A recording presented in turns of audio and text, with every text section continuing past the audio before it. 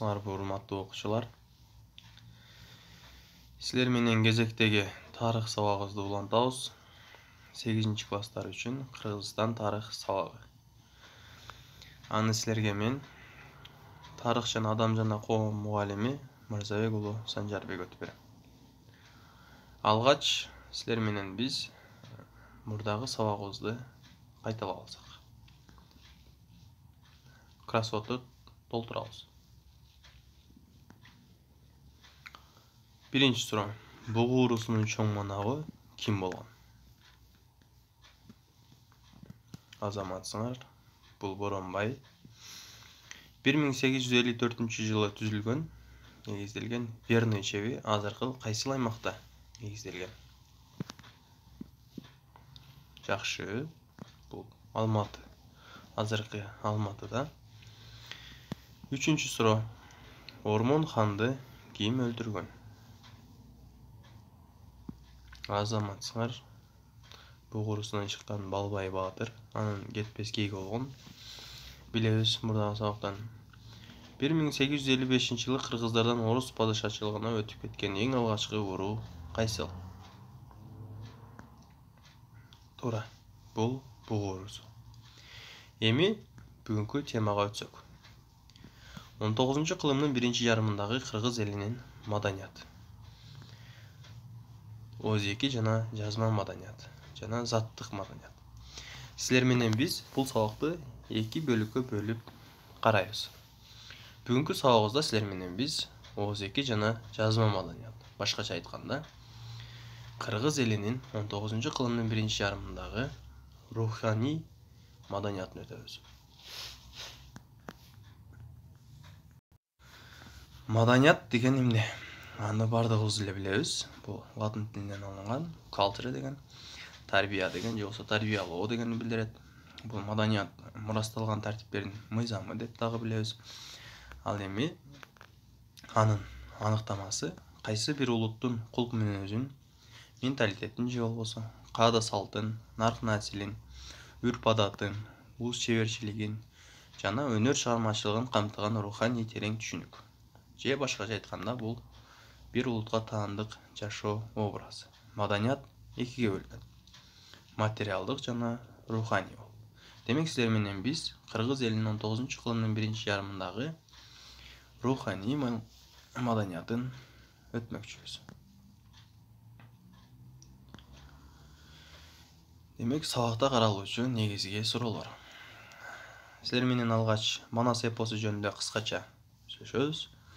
Кенже эпостор, кыргыздардын төкмө акындык өнөрлөрү, обондуу ырлар жана музыкасы. Анда сабагыбызды баштасак. Кыргыз элинин өзеки жана жазма маданияты. 19-20 кылымга чейин эле белгилүү болгондой, кыргыз элинде жазуу маданиятына караганда өзеки элдик чыгармачылык күчтүү өнүккөн. 19-кылымда кыргыз элинин руханий маданиятынын өсүп өнүгүшүнө өзеки чыгармачылык чоң роль ойногон. Мисалы, Манас эпосу, кенже эпостор, дастандар, төкмө акындык өнөр, же болбосо обондуу ырларыбыз аркылуу кыргыздардын руханий жактан өсүп өнүгүшүнө чоң тарбиялык мааниси зор болгон. Мурдагы кылымдарда эле элдик дастандар өзеки түрүндө айтылып, улам кийинки муунга мураска кала берген. Башкача айтканда, ооздон оозго, муундан муунга өтүп, бүгүнкү биздин күнгө чейин жетилип келди. Манас эпосу жөнүндө кыскача сүйлөшө турган болсок, Манас эпосун баарыбыз эле билебиз. Ал 3 бөлүктөн турат: Манас, Семетей, Сейтек. Эпос жөнүндө Манас эпосу 60тан ашуун варианттан турат. Ал Манасчы Саякбай Каралаевдин вариантында эле 500 000 саптан турат. Чыгыш түркстандык элдердин же болбосо кытайлык кыргыздардын баягы айтуусунда же болбосо Жусуп Мамайды билебиз. Анын вариантында 18 урпагына чейин жазып калтырган. Манас эпосу дүйнөлүк поэмаларды менен, эпостор менен салыштырганда алардан бир нече чоң экенине күбө болобуз. Мисалы, Манас эпосу жана дүйнөлүк эпосторду салыштырсак, Манас эпосу ирандык белгилүү акын Фирдаусинин жазган Шахнаме эпосунан 5 эсе чоң турат. Ошондой эле байыркы гректердин Илиада менен Одиссея чыгармаларынан Манас эпосу 20 эсеге чоң. Эми Манас эпосу боюнча сүйлөшө турган болсок, Манас эпосундагы башкы кейипкер Алп Манастын ата-бабалары, баатырдын төрөлүшү, бала чагындагы жана бой жеткендеги таң каларлык эрдиктери, сырдуу касиеттери, Алтайдан Алатоого көчүшү, хан көтөрүлүшү, бунун бардыгы же болбосо ошол малдагы Манас эпосу аркылуу кыргыздардын тарыхы жазылган, чындыкка дал келген маалыматтар камтылган. Эпосто Айкөл Манас кыргыз элинин эгемен мамлекетин бийлегени, кыргыз элинин коңшу өлкөлөрдүн элдери Кытай, Манчжур, Ойрот калмактары менен жана башкалар менен мамилелери толук баяндалат. Манас эпосундагы негизги идея бул идеологиялык, тарбиялык маани бул кыргыздардын көз карандысыздыгы үчүн күрөштөрү, өз алдынча мамлекет түзүүсү, аны көздүн карагендей сактоо чагылдырылган. Элдик ооз-эки чыгармаларга өтө турган болсок, бул элдик ооз-эки чыгармаларда кыргыздардын күндөлүк турмушу, жашоо ыңгайы, кылган кесиби, чарбасы кеңири баяндалат. Ошондой эле Манас эпосунан тышкары кенже эпосторду да билебиз, аларды биз дастандар деп көбүнчө атайбыз. Дастандарды дастанчылар өздөрүнүн дареметине ылайык көркөмдөп байытышкан. Дастандагы өзөктүү идеялар болуп, бул мекенге болгон сүйүү, эл жердин эркиндиги, көз карандысыздык үчүн күрөш, душмандар менен жан аябай салгылашуулар, бунун бардыгы дастандардагы өзөктүү идеялар болуп эсептелет. Мисалга келтире кете турган болсок, Эртөштүк, Жаныш Байыш, Курманбек, Эртабылды, Жаңыл Мырза жана башка дастандар. Кыргыз дастандарындагы өзөктүү идеялар же болбосо тарбиялык мамилелерди карап көрө турган. Мисалы, кыргыздын кыздары үзүлгөндө улаган, камкор, сарамжал зайып эле эмес, кезеги келгенде ар намысын алдырбай, элин жоодон коргогон баатыр жоокер экенине Манас эпосунан Кыз Сайкал жана Жаңыл Мырза дастаны күбө, башкача айтканда далилдеп турат. Кийинки дастаныбыз Кожо Жаш дастаны. Бул Суречкинин өч алышы аркылуу табиятка, жапай жаныбарларга ар бир адамды айыр мамиле жасоого чакырат. Ошондой эле Олжобай менен Кишимжан дастаны. Бул кыз жигиттин түбөлүк, таза сүйүүсү жаштарга үлгү катары сүрөттөлгөн. Кедей кан. Бул дастандагы негизги идея, бул негизги өзөктүү идеясы болуп, адилеттүү хан, акыйкат бийлик, жаркын келечек тууралуу баяндалат. Эртөштүк. Кыргыздардын аалам, дүйнөнүн түзүлүшү, жер астындагы жашоо жөнүндөгү эзелки көз караштары, мифологиялык түшүнүктөрүн чагылдырып турган дастан болуп эсептелет. Эми төкмө акындык өнөргө өтө турган болсок, бардыгыбызга белгилүү болгондой эле кыргыздар эзелтен эле таланттуу, ыргашыктуу, сөздү баалаган, сөзгө бай акын эл болушкан. Ошондуктан кыргыздарда төкмө акындык өнөр өтө жакшы өнүккөн. Буга чейин залкар акындарыбызды жөнүндө силер кеңири билесиңер. Мыкты акындардын ырлары мазмуну терең, насыят санаттарга бай болгон чыгармалар болгон. Акындар акылман адамдарга, баатырларга өр түрүндө өтө так таамай мүнөздөмө беришчү. Аргымак аттарды, алгыр куштарды, ат таптаган саяпкер, куш таптаган мүнүшкөрлөрдү, көзгө атар мергендерди, ар намысын сактаган эр жигиттерди, акыл эстүү кыз келиндерди уккандын моокуму каңгыдай кылып, ийине жеткизе уйкалыштырып ырдашкан.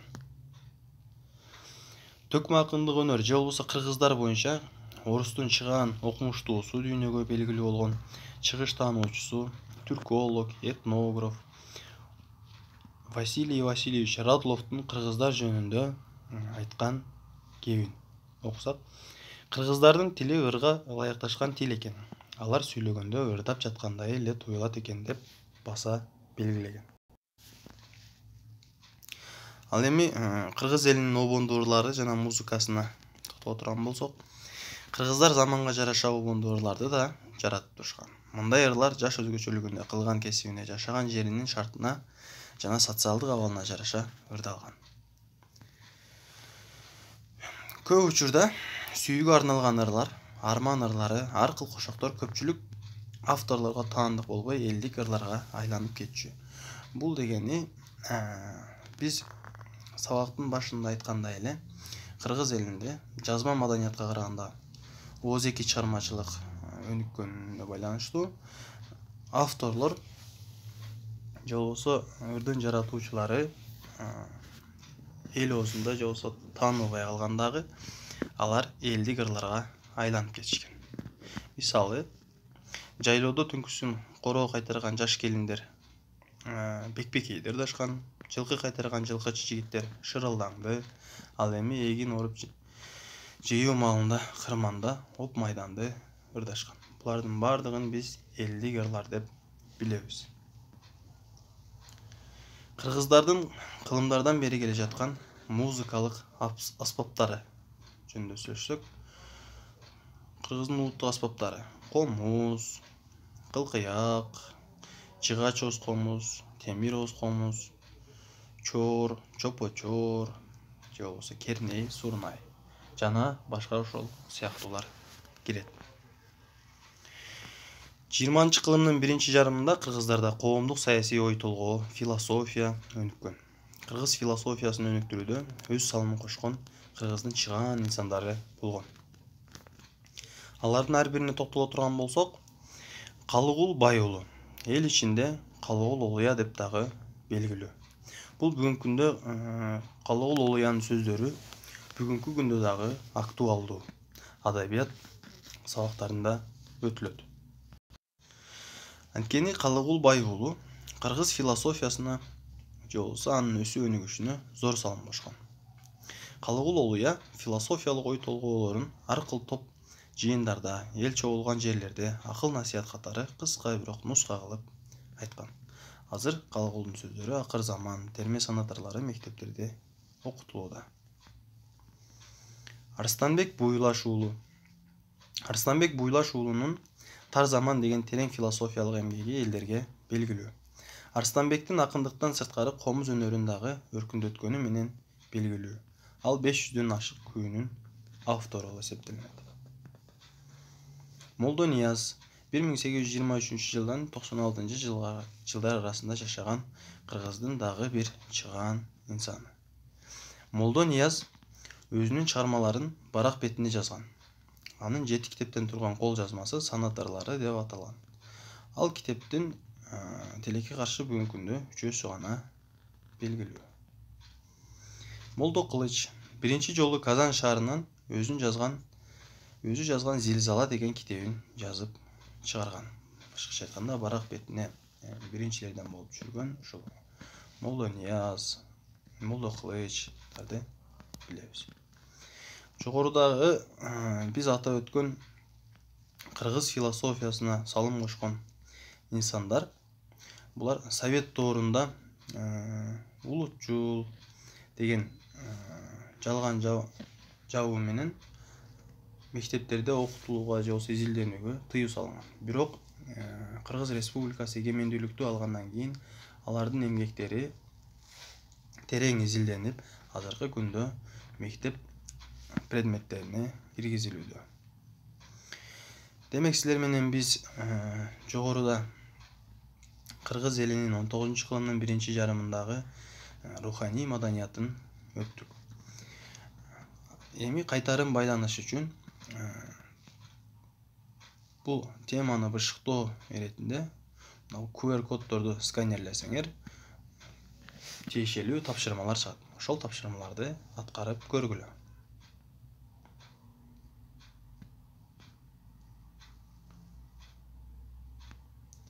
Андан кийин үйгө тапшырма үйгө тапшырма. Биринчиси китептеги суроолорго жооп бересиңер.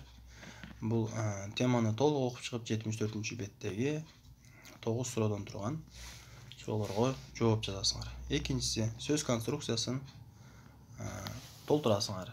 Мисалы үчүн 3 сүйлөм. 19-кылымда кыргыз элинин руханий маданиятын өсүгөнүгүчүндө эмне зор роль ойногон?